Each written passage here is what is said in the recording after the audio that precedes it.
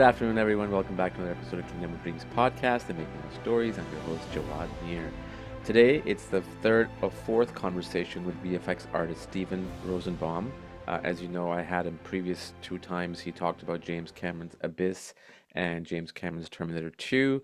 Today, I have him for Robert Zemeckis' Forrest Gump, followed by next week or the week after that about Jurassic Park. But this was a really fun conversation about the VFX and behind the scene elements that went into creating Forrest Gump, the historical archival footage blended in with Tom Hanks, and everything else that sort of went around it.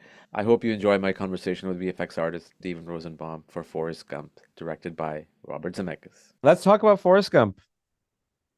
I my experience with Forrest Gump is I remember I watched it in my high school. They had a screening in Oh, the school auditorium. I wow. it was yeah, I don't know how and why now that I think about it. That's an odd And choice. Okay. yeah, and I specifically remember sitting in the corner somewhere, maybe in the seventh or eighth row, and watching that film. And what a great film! It's still one of those timeless films that you can watch over and over again.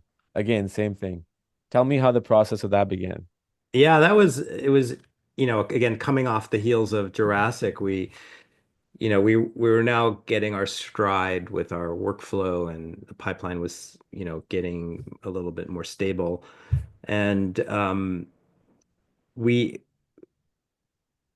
I think we might have done Death Becomes Her at that point. Yes, And because that came out before Jurassic Park. yeah. Oh, did it?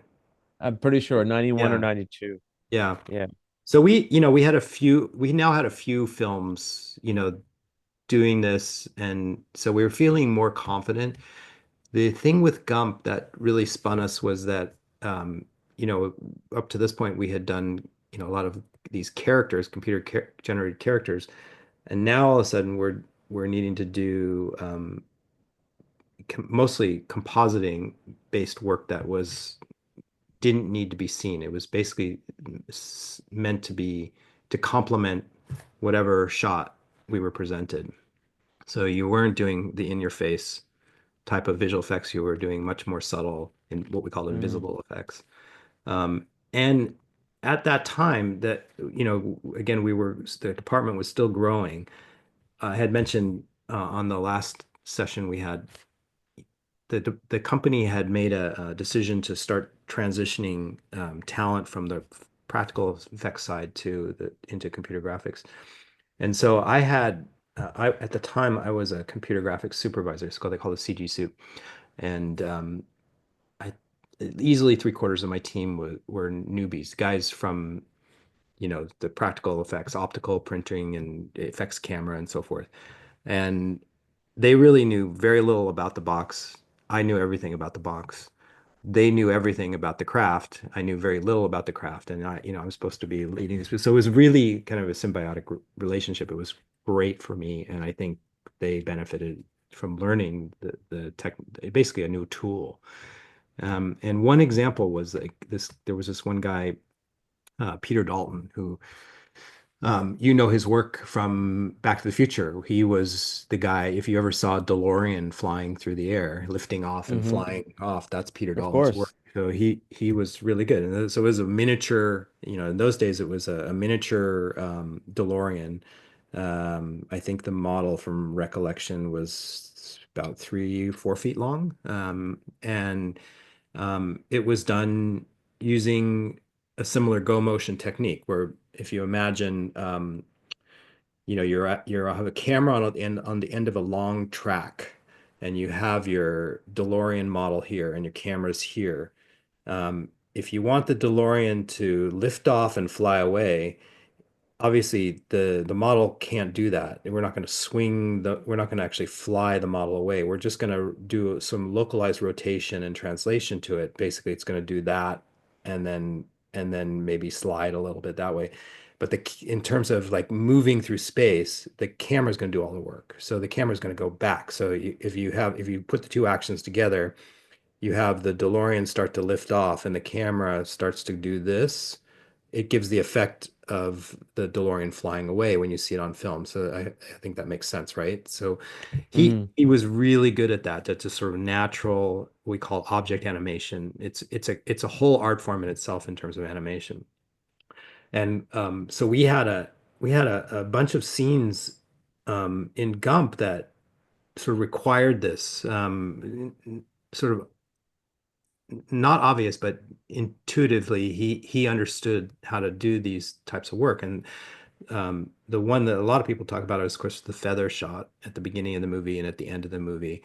Mm. But it also translated into other work, playing ping pong and so forth, just understanding, um, you know, natural object motion. And I can talk a little bit like how yeah, he came in, Sure. completely clueless on how to operate a computer.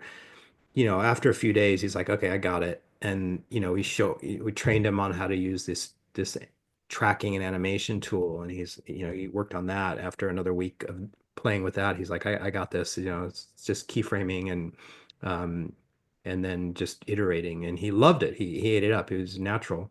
Um, so we did like the feather shot. Nowadays it would have been done as a 3D element. It would, somebody would have, sculpted a feather in a computer in a modeling package, and then we would have textured it and then rendered lit it and then rendered it, or animated it and then rendered it. Um, in those days, we didn't have that ability. We didn't, we had done dinosaur skin, but nobody had done like a feather. And so Ken Ralston, who was the soup on the show, he had this idea, just take a real feather.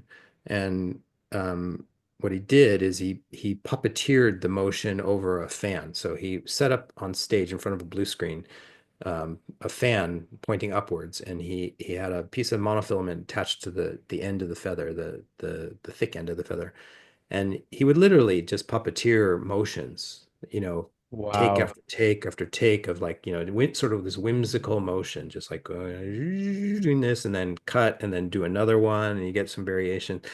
And then, and I think a testament to Peter's genius is we selected, I don't know, a few dozen takes that we liked, somewhere in this, we like to do this. And now you have to take all of this motion, discrete individual motion, string it together as one contiguous shot that lasts, I think the opening was like 3+ minutes or something like that. Yeah, yeah. He's like, cool, I can do that. So he sat down and pulled in this, the feather elements, and he would start, finding transition points. Like, okay, the feather in this take would, once it turned over, I have another take that's really nice that where it's turning over similarly, so I can do like a two frame dissolve, to go from the A side of the take this take to the B side of the other take.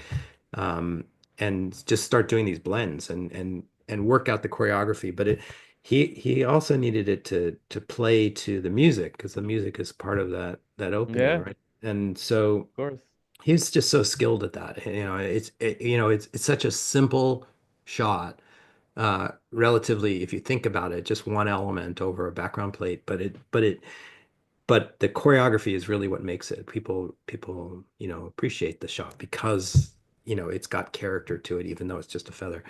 So, it was a perfect example of like, the brilliance of taking, again, traditional, the, the traditional people from literally the building next door in ILM, um, doing, practical effects and bringing them into computer graphics and basically just teaching them how to use a new tool and setting them loose. And, Peter has done a lot since then. He's flown CG Millennium Falcons, and basically any cool looking object animated shot that you see from coming out of ILM, odds are probably Peter did it. Mm. But I think he's since retired, but um, really, really good example. And we had other examples like guys, one guy, John Alexander, who came out of optical printing. He was basically working the quad printer where you'd bipack four film elements together and composite, film it out basically as a composite.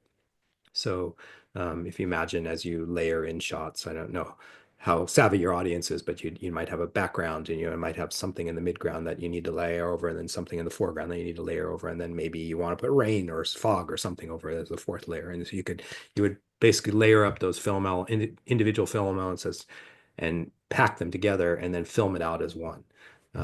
So that's a traditional means of optical printing. And so he understood, the art of compositing and how to manipulate mats and get things to work seamlessly together, multiple elements. And he came in, and again, I think his head spun for probably a good month, learning the tools. But once he got it, it was like, oh my gosh, it's just such a welcome thing. I learned a lot from these guys. To these days, I every bit of direction I give is coming from these guys that I learned from. So it was incredibly serendipitous time, I Mm, think, for Gump. right.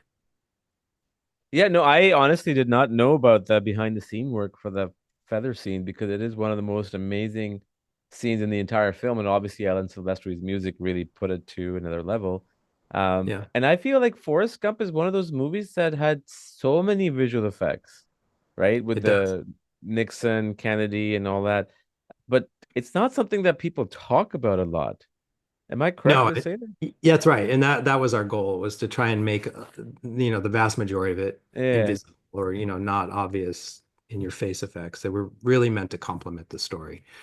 And I think probably the most obvious is where it is the famous personalities that we reworded what they were saying, and that was quite controversial actually on the backside of that.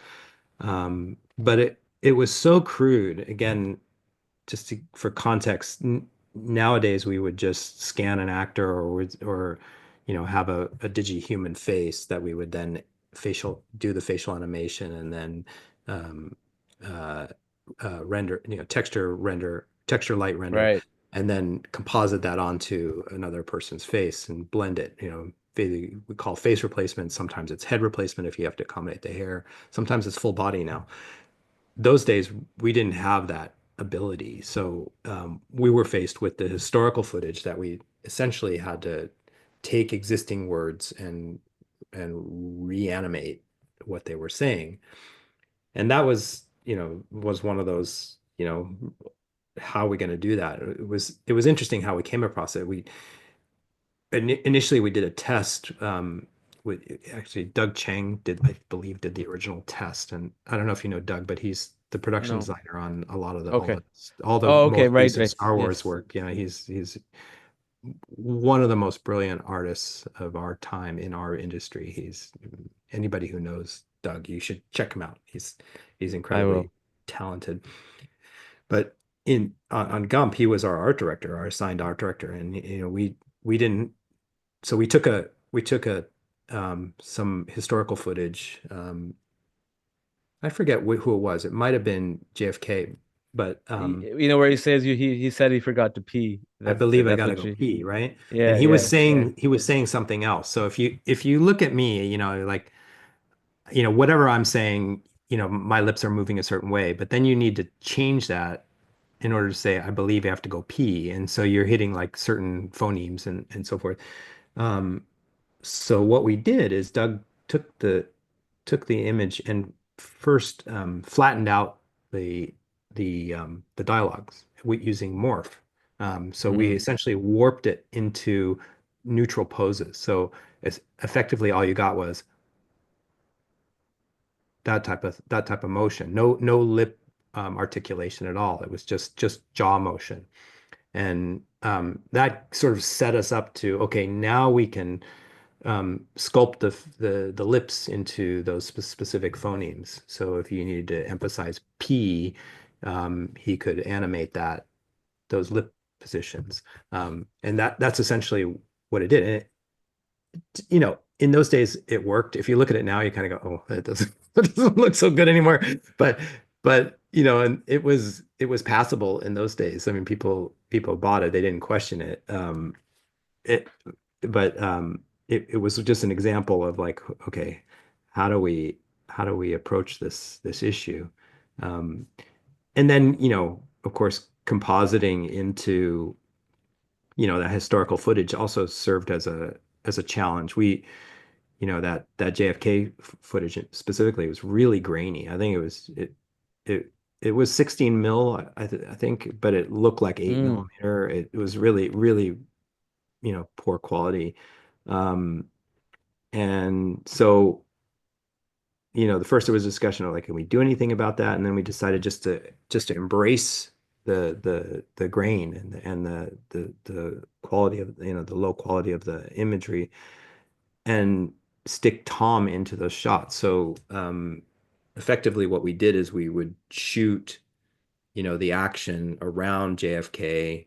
Um, so like I don't know if anybody's seen the making of stuff, but it would be like Tom, you need to stand on this mark and you're shaking, and we had like a metronome in terms of the timing so he could hit his mark and get the shakes at the right speed.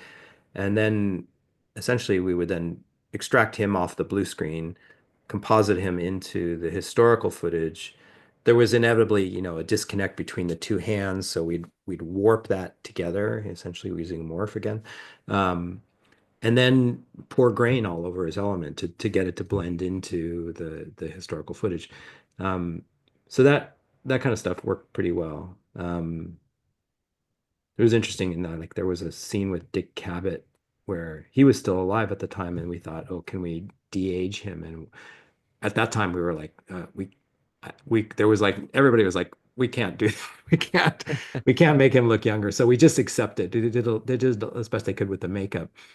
Nowadays, of course, de-aging is kind of Yeah. almost automatic and overused, honestly. But yeah.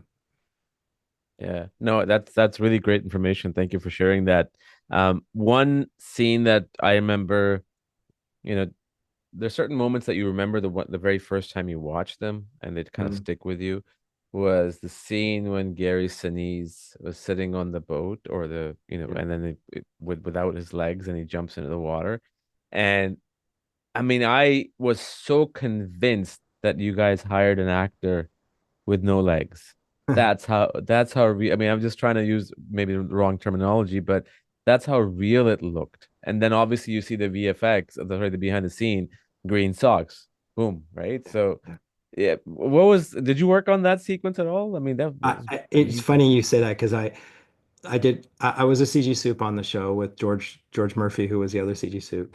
And I did one shot on the entire movie, and that's the shot I did. Oh, So, you did, eh? yeah, Okay. Talk yeah. about that. That's awesome. Um, Going back before we started shooting, Ken came to us and we spent a day trying to figure out how do we do Gary's legs? We got a wheelchair and okay, well, we could sit on his legs, or what are we going to do? Should we just, for certain shots, should we have an amputee as a body double and then blend between the two? We entertained all these ideas, and then um, we just decided, why don't we just put stockings on them. I think they might have been blue screen stockings. The spandex stockings, and the costume department made for us. And what that served was basically just a cut point for his legs. We knew, extracting, for people who don't know, typically when you have something against blue screen, you're trying to extract um, the foreground against whatever background you're going to ultimately put in there. In this Right. case, what we needed to do is the blue part of his leg, the lower part of his leg, was blocking background, and we needed to put that background back in. So if you imagine, like, you see my hand over me, if I had to remove this, I'm going to take my eyes and everything with it, right? So I have to then, if I once this goes away, I then have to recreate what's missing here. And so it's not a trivial thing, especially when the camera's moving, changing perspective.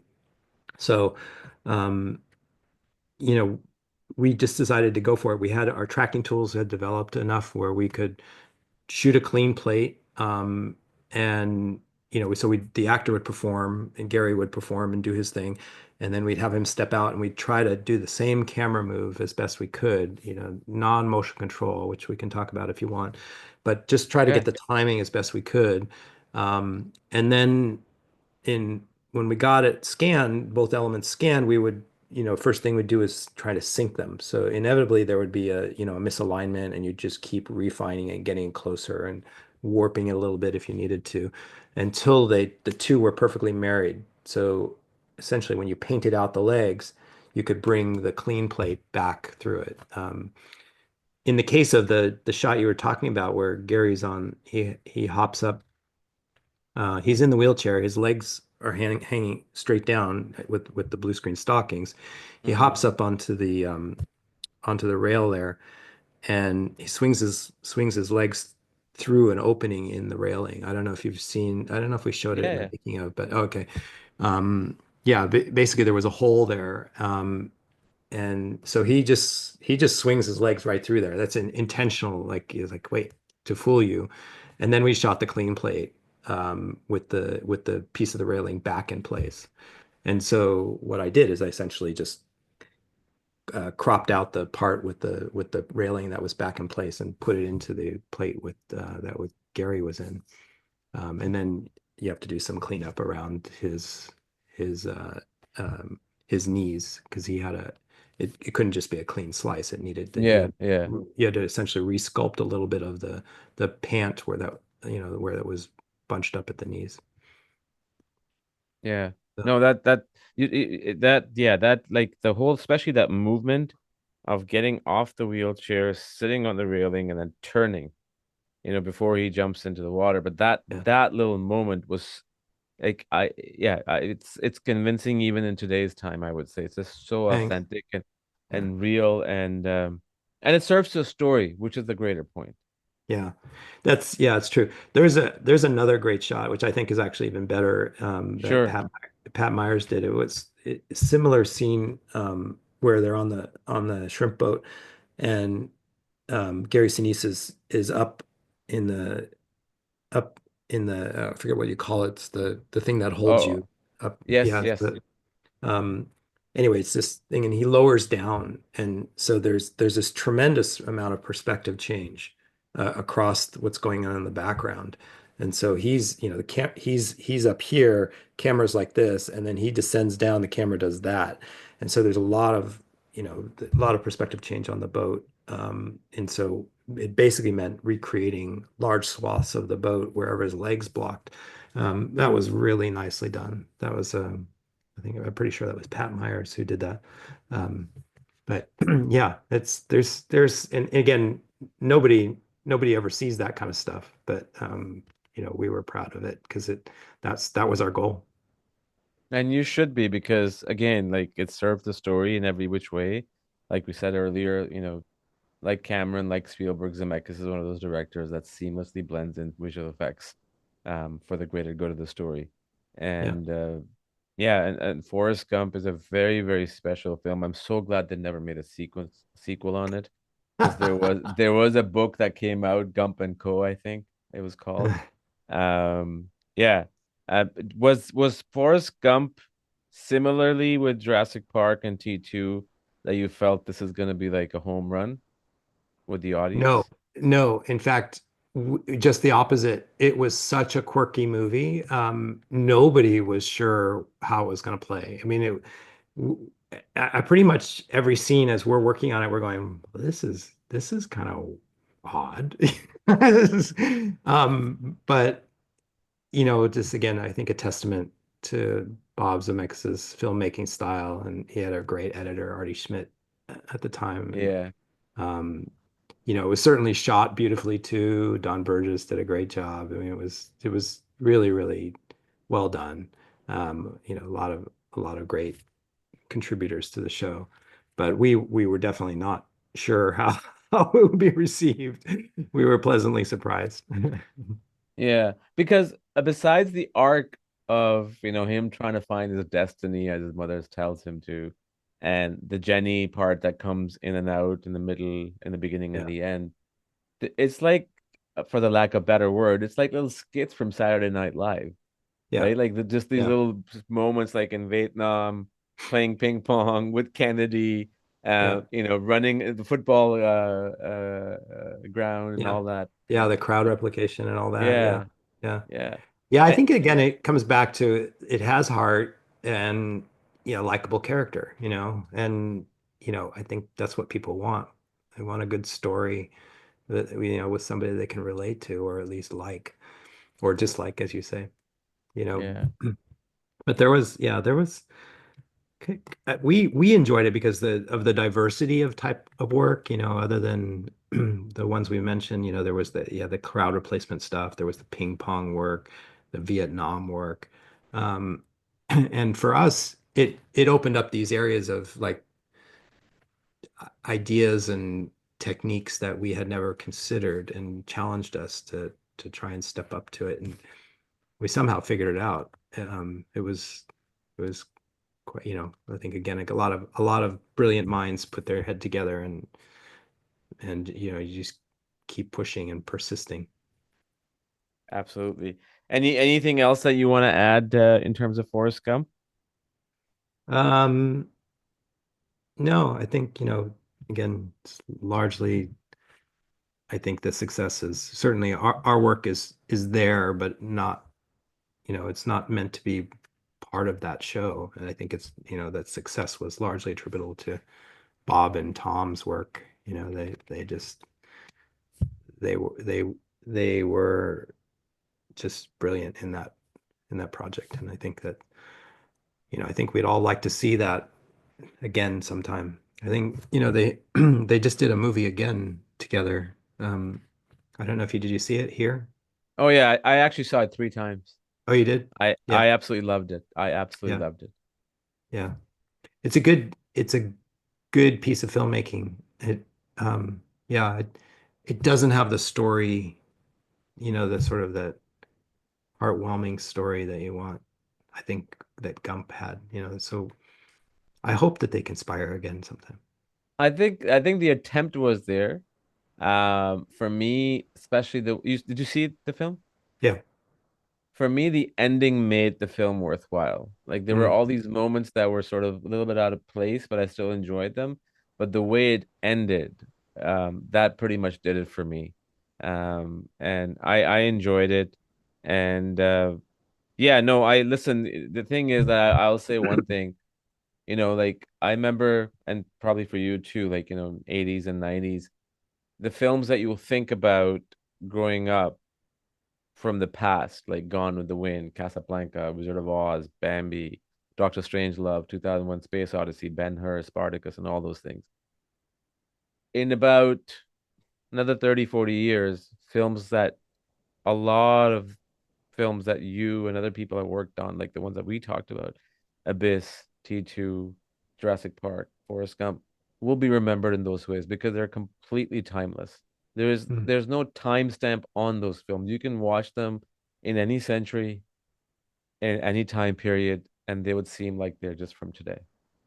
Yeah. Well, I appreciate that. I think that's, yeah, we've been very, very lucky to be able to work with these kind of directors, this level of filmmaking. It's very, very fortunate in that respect. I think, and just again, the serendipitous timing of the technology coming online and at that particular period where these directors are in their prime, doing, asking us to and pushing us to do things that, I think the most movie going audiences have never considered or seen. I think that's largely what it is.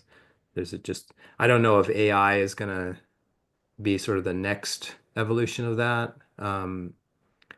I somewhat doubt it, but who knows? We'll see. Yeah, no, if you had asked me 5 months ago, I would have said yes, AI is probably going to change a lot of things. I still think it will, but I think it's just going to be a tool. Yeah, I genuinely feel that. I think the most impressive tool that I've seen in AI in terms of video, I thought OpenAI Sora's was impressive. It's the by Google. It's called VO, I think, VO2, yeah, VEO2. yeah, That's very impressive. That's very, very impressive. yeah, Now, how do you utilize that as a fill-in shots, as a B-roll shot. I don't know. Maybe that's it. But I just think the heart at the end of the day, until like the movie AI that Spielberg directed, there's the heart in an AI robot as he wants to become a real boy. Yeah, yeah, Until if that ever happens, which I think it might, until then, I think the heart is only with human beings, and that's where it really is. yeah. I would agree with that. I would agree with that. Yeah. Yeah. Awesome. That's amazing, man. Thank you so much, buddy, for your time. I really, really appreciate it. I hope your project kicks off sooner than later.